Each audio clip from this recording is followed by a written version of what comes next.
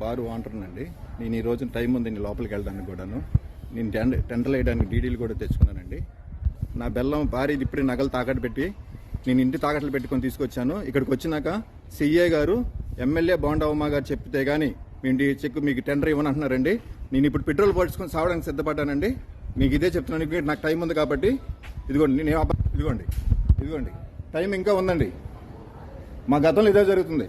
ప్రభుత్వం ఇచ్చినటువంటి జీవోని ఇంప్లిమెంటేషన్ చేయడం కోసం ప్రజాప్రతినిధులుగా ఉన్నటువంటి వాళ్ళు లంచాలు మరిగారా లేదా అధికారులు వాళ్ళు ఊగడం చూసుకోవడం బతికారా?